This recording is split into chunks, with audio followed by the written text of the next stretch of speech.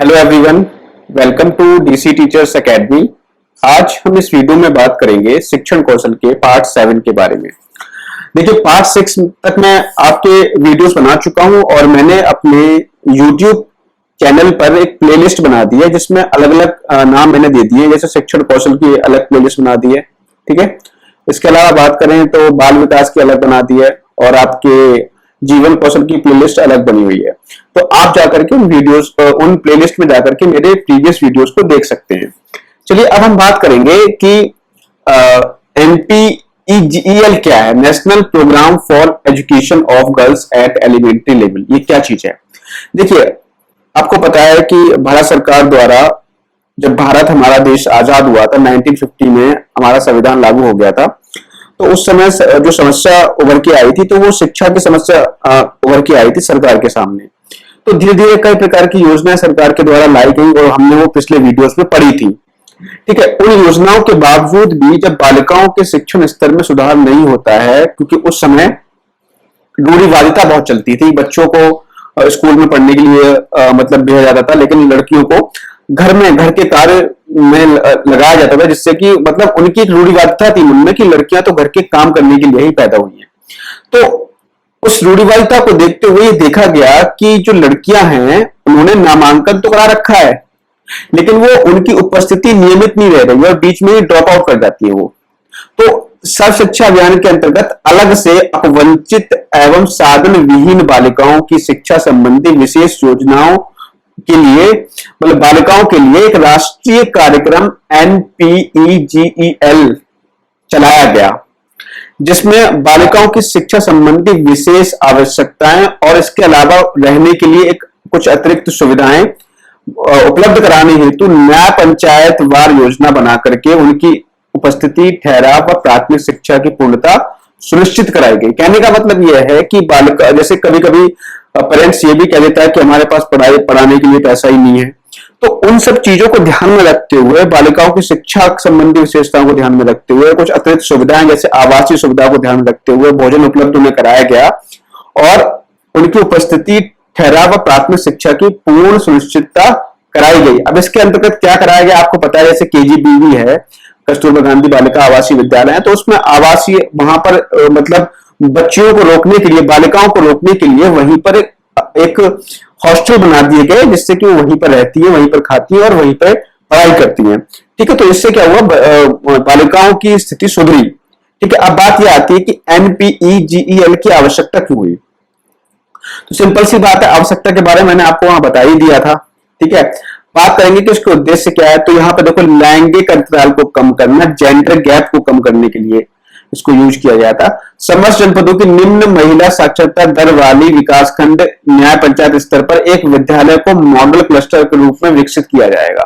तो इसके अंतर्गत था क्या कि ऐसा विकासखंड जहां पर निम्न महिला साक्षरता दर हो, वहां पर एक विद्यालय को एक मॉडल स्कूल के रूप में विकसित किया जाएगा और उस मॉडल स्कूल में 100% नामांकन, ठहराव व गुणवत्ता हेतु विशेष प्रयास किए जाएंगे। ठीक है, तो इस तरीके की, जैसे शाला त्यागी बच्चों को विशेषकर बालिकाओं की ग्रीष्मकालीन शिविर के माध्यम से शिक्षा की मुख्य व्यवस्था की जाएगी। यहां पर देखो क्षेत्र क्या थे इसके, तो क्षेत्र विशेष रूप से जो शैक्षिक दृष्टि से पिछड़े विकास खंड थे वहीं पर इसको लागू किया जाएगा। इसके अलावा कम से कम इसमें 5% अनुसूचित जाति जनजाति की जनसंख्या वाले, तो अनुसूचित जाति अनुसूचित जनजाति की महिलाओं में 10% से कम साक्षरता वाले विकास खंड को चयनित किया जाएगा। और इसके अलावा जो शहरी मलिन बस्तियां हैं वहां पर भी विद्यालय को, इस योजना को लागू किया जाएगा। ठीक है, इसके घटक कौन कौन से हैं तो आप देख सकते हो कि प्रत्येक न्याय पंचायत में एक आदर्श विद्यालय की यहाँ पे स्थापना की जाएगी और इसके अलावा जो है विद्यालय को, ऐसा विद्यालय चुना जाएगा जहां पर अनुसूचित जाति, अनुसूचित जनजाति, अन्य पिछड़े वर्ग व अल्पसंख्यक वर्ग की बालिकाओं की उपस्थिति सुनिश्चित की जा सके। ठीक है, तो यहां पर एक उद्देश्य इसका यह बनाया गया था कि वर्ष 2007-8 तक 7,245 विद्यालयों को एक आदर्श क्लस्टर विद्यालय के रूप में उसका सुदृढ़ीकरण किया जा सके। ठीक है, अब हुआ क्या, NPEGEL योजना के अंतर्गत जो स्कूल थे उसमें किस प्रकार की मतलब आधारभूत सुविधाएं उपलब्ध कराई गई थी। तो यहाँ पे देखो लकड़ी की चौकी की व्यवस्था वहां पे कराई गई थी। कक्षा 1 से 5 तक की बालिकाओं में लिखने की प्रक्रिया को सुगम बनाने के लिए 2005-6 में 8,392 मॉडल विद्यालयों में बालिकाओं के लिए लकड़ी की चौकी उपलब्ध कराई गई। ठीक है, पुस्तकालय की स्थापना कराई गई थी जिसमें NBT national book trust of India की पुस्तकें आपको प्राइमरी स्कूल में मिल भी जाएंगी, आप देख सकते हो। तो वहां पर इन पुस्तकों की मतलब पुस्तकें उपलब्ध कराई गई। और देखिए इसकी विशेषता क्या थी, साइकिलों व झूलों की उपलब्धता। बालिकाओं में गत्यात्मक कौशल व आत्मविश्वास विकसित करने के लिए प्रथम चरण में प्रत्येक ब्लॉक स्तरीय क्लस्टर विद्यालय में 10 साइकिलें दी गई। फिर द्वितीय चरण में प्रत्येक क्लस्टर विद्यालय में साइकिल उपलब्ध कराई गई जिससे विद्यालय की प्रत्येक बालिका में साइकिलिंग कौशल विकसित हो सके। ठीक है, तो इन सब चीजों को यहाँ पे बताया गया। अब देखो यहाँ पे बात की जाए कि NPGEL की स्थापना कब हुई, तो यह स्थापना हुई थी इसकी 2004 में। ध्यान रखना कब स्थापना हुई थी, 2004 में। ठीक है, इसके अलावा देखो क्या विशेषता यहाँ बताई गई थी, क्या मतलब सुविधाएं उनको दी गई। निःशुल्क यूनिफॉर्म, ये तो आपको पता ही होगा, बेसिक चीज है। अभी बच्चों को निःशुल्क यूनिफॉर्म दी जाती है, निःशुल्क बैग दिया जाता है।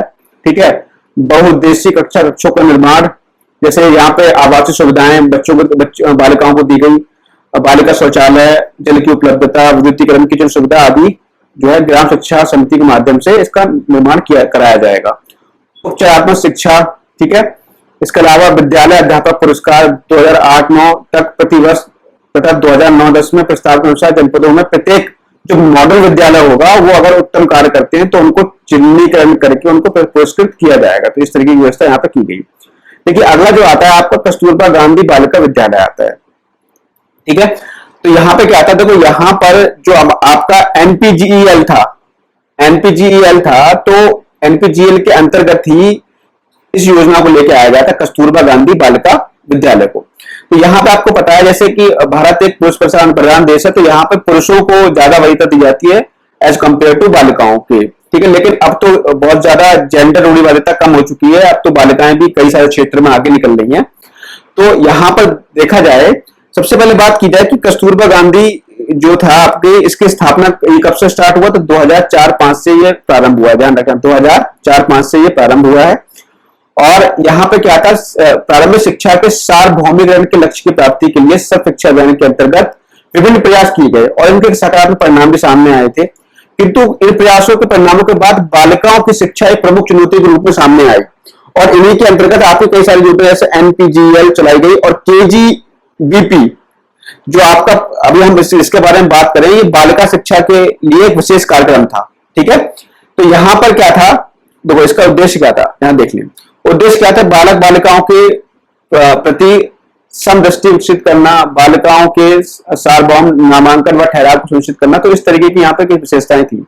यहाँ पर आप देख सकते हो कि कस्तूरबा गांधी बालिका विद्यालय बालिका शिक्षा के अंतर्गत विद्यालय से बाहर जो शाला त्यागी, मतलब जिन्होंने अपना विद्यालय त्याग दिया था या घर पे जो बच्चियां बैठ गई थी, तो उनके लिए केजीबीवी की स्थापना की गई थी। तो ये स्थापना कब से प्रारंभ की गई, 2004-5 से प्रारंभ की गई और ये 680 विकास खंड जहां पर ग्रामीण महिला साक्षरता दर औसत से अधिक है, उन्हें योजना से आच्छादित किया गया। ठीक है, तो यहां पर आप देख सकते हो कि बच्चियों के लिए निःशुल्क भोजन, आवास, चिकित्सा और व्यवसायिक प्रशिक्षण आदि की व्यवस्था इसमें की गई है। तो यहां पर ये कुछ इंपॉर्टेंट पॉइंट था। तो और यहाँ पे देखिए कस्तूरबा गांधी बालिका विद्यालयों के लिए अलग से स्टाफ की व्यवस्था यहाँ पे की गई थी। जैसे वार्डन कम शिक्षक के पद पर एक महिला अभ्यर्थी का चयन किया जाएगा। यहाँ पे एक वार्डन होगा जो आपके कस्तूरबा गांधी विद्यालय होते हैं। फिर पूर्णकालिका शिक्षक पद पर महिला अभ्यर्थी का चयन, सिर्फ और सिर्फ महिला अभ्यर्थी होंगी। विषय आधारित महिला शिक्षक का चयन यहाँ पे किया जाएगा। ठीक है, तो यहाँ पर इस प्रकार की व्यवस्था है। और यहाँ पे कस्तूरबा गांधी बालिका विद्यालय योजना के कुछ घटक हैं कि प्रारंभिक स्तर पर कम से कम 75% बालिकाएं, जिसमें अधिकांश अनुसूचित जाति, अनुसूचित जनजाति, अल्पसंख्यक वर्ग की हो। ठीक है, तो सबसे पहले 75 बालिकाएं, प्रारंभिक स्तर पर कम से कम 75 बालिकाएं मतलब हेतु इस विद्यालय आवासीय विद्यालय की स्थापना की गई थी। इसके बाद अब संख्या इसकी बढ़ गई है। अब देखो इन विद्यालयों को आवश्यक बुनियादी संरचना उपलब्ध कराई जाएगी। शिक्षण अधिगम तकनीकों सामग्री को प्राप्त एवं तैयार करना इसका उद्देश्य था। ठीक है, तो इस प्रकार से यहाँ पे देख सकते हो कि 75% अनुसूचित जाति, जनजाति, अन्य पिछड़ा वर्ग, अल्पसंख्यक वर्ग की बालिकाओं का तथा 25% गरीबी रेखा से नीचे जो बालिकाएं जीवन यापन कर रही थी, उनका नामांकन यहाँ पर सुनिश्चित कराया जाएगा। यहाँ पर हम देखेंगे कि कस्तूरबा गांधी जो बालिका विद्यालय को संचालित करने वाली संस्थाएं कौन कौन सी हैं। तो आप तो एक जो जिला स्तरीय समिति होती है जिसको हम डाइट कहते हैं, डाइट को इसकी देखरेख करती है, एनजीओ महिला समाख्या। और यहाँ पर देखें कि तो केजीबीवी था, उसके संचालन हेतु एक जिला स्तरीय समिति गठित की गई जिसमें आपका डीएम होंगे, डीएम क्या होंगे, इसके अध्यक्ष होंगे, सीडीओ इसके उपाध्यक्ष होंगे, जो डाइट के प्राचार्य इसके सदस्य होंगे, डीएसए इसके सचिव होंगे, जिला कार्यक्रम अधिकारी डीपी होगा वो सदस्य होगा, जीआईसी प्रधानाचार्य सदस्य होगा, इसका डीसी क्या होगा, सदस्य होगा, जिला अधिकारी द्वारा नामित 2 राष्ट्रीय पुरस्कार प्राप्त अध्यापक भी इसके मेंबर होंगे, जिला अधिकारी द्वारा नामित 2 स्वैच्छिक संस्थाएं भी इसकी मेंबर होंगी, और जो है यहाँ पे महिला समाख्या जनपदों में महिला समाख्या के प्रतिनिधि यहाँ पे इसके क्या होंगे, सदस्य होंगे। ठीक है, तो यहाँ पर ये कुछ चीजें इंपॉर्टेंट थी इसकी कस्तूरबा गांधी बालिका विद्यालय जो चलाए गए थे, तो उनका जो संचालन किया जाता है वो इस प्रकार की कमेटी से किया जाता है। देखिए अगला जो टॉपिक है वो है प्रारंभिक बाल देख रेख एवं शिक्षा का स्वरूप। इसमें था क्या, इसको हम शॉर्ट में कहते हैं ECCE, जिसकी फुल फॉर्म है early child care and education.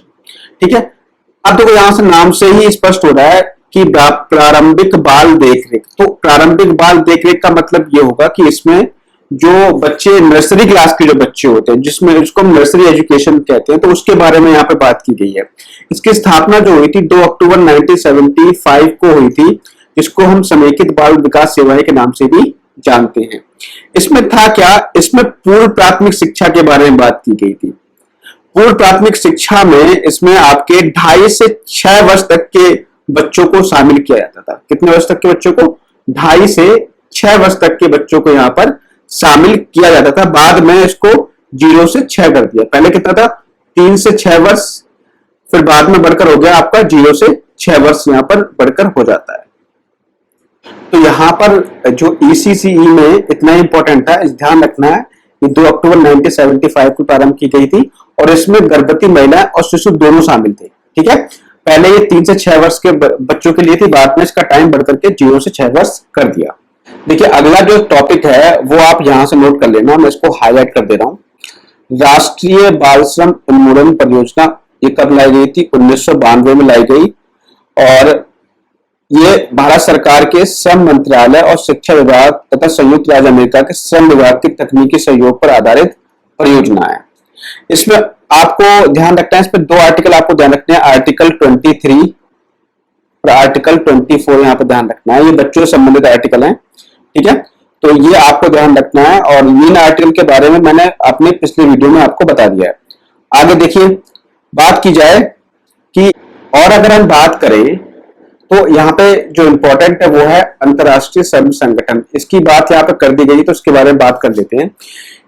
पूछ लेगा कि इसका कार्य क्या होता है, तो इसका कार्य क्या है, ये जो अंतरराष्ट्रीय स्तर पर इसने श्रमिकों के लिए कुछ कानून बनाए हैं जो श्रमिकों को उनके अधिकार बताते हैं। ठीक है, श्रमिकों के लिए कैसी परिस्थितियां होनी चाहिए, या श्रमिकों के लिए क्या क्या सुविधाएं मिलनी चाहिए, कितना पगार होना चाहिए, तो इन सब चीजों के बारे में जो नियम बनाता है वो है अंतरराष्ट्रीय श्रम संगठन। ये अंतरराष्ट्रीय स्तर पर बनाता है।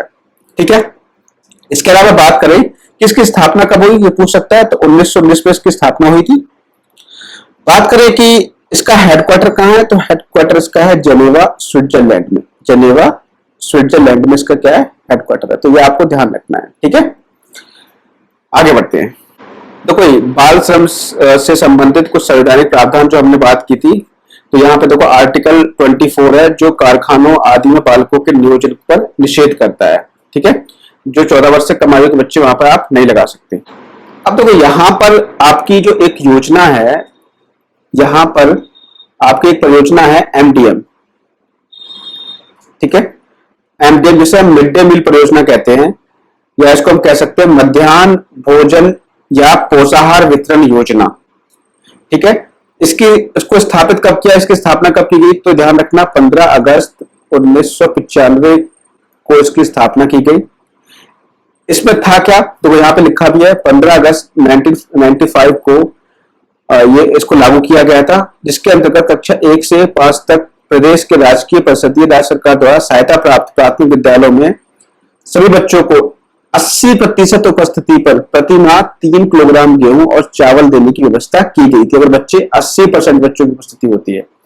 वर्तमान समय में इस व्यवस्था का विस्तार करके कक्षा 1 से 8 तक के लिए ये लागू कर दिया गया है। और इसका उद्देश्य क्या है, तो देखो यहां पर इसके उद्देश्यों की प्राप्ति के लिए मध्याह्न भोजन प्राधिकरण का गठन अक्टूबर 2006 में किया गया। बात यह है, अगर एमडीएम पूछे तो एमडीएम की स्थापना की गई थी कब, 15 अगस्त 1995 को। तो आपसे ये कह दें कि मध्याह्न भोजन प्राधिकरण का गठन कब किया गया, तो 2006 में किया गया था। ये आपको ध्यान रखना है, ठीक है। तो ये कुछ छोटी छोटी चीजें हैं जो आपको एग्जाम में ध्यान रखनी है, ठीक है। बाकी इसके उद्देश्य क्या है, तो यहाँ पे देख ही सकते हो कि प्रदेश के राजकीय परिषदीय राज्य सरकार द्वारा सहायता प्राप्त प्राथमिक विद्यालयों, ईजीएस एवं एआईई केंद्रों पर अध्ययनरत बच्चों को पौष्टिक भोजन उपलब्ध कराना, ठीक है। तो विद्यालयों में छात्र संख्या बढ़ाना, पौष्टिक भोजन उपलब्ध कराकर बच्चों में शिक्षा ग्रहण करने की क्षमता को विकसित करना। तो इस तरीके की यहाँ पे इसके कुछ उद्देश्य थे, ठीक। देखिए और यहाँ पे क्या इंपॉर्टेंट है, देखिए जो भोजन जो बनाया जा रहा है प्राथमिक स्तर पर, उसमें कम से कम 450 किलो कैलोरी ऊर्जा होनी चाहिए और 12 ग्राम प्रोटीन होनी चाहिए। और उच्च प्राथमिक स्तर के बच्चों के लिए 700 कैलोरी ऊर्जा और 20 ग्राम प्रोटीन यहाँ पर होनी चाहिए। तो यहाँ ध्यान रखना, यहाँ पे किलो कैलोरी नहीं है, यहाँ पे केवल कैलोरी होगा, यहाँ से किलो हटा देना, ठीक है। यहाँ से आप क्या करोगे, यहाँ से किलो हटा दोगे तो केवल कैलोरी होगा। 450 कैलोरी प्राइमरी के लिए और 700 कैलोरी हो जाएगी आपकी किसके लिए, उच्च प्राथमिक के लिए, ठीक है। ये चीज आपको ध्यान रखनी है, ये आपका इंपॉर्टेंट है। तो आज के वीडियो में सिर्फ इतना ही। बाकी जो अब आपका टॉपिक बचा है वो है शैक्षिक प्रबंधन एवं प्रशासन, ठीक है। तो इसके बारे में हम बात करेंगे अगली वीडियो में, ठीक है। आपकी नया टॉपिक ये है आपके शिक्षण कौशल में, तो उसके बारे में हम अगले वीडियो से स्टार्ट कर देंगे, ठीक है। तो मिलते हैं नेक्स्ट वीडियो में। अगर आपको वीडियो अच्छे लग रहे हैं तो चैनल सब्सक्राइब करिए, लाइक करिए, शेयर करिए।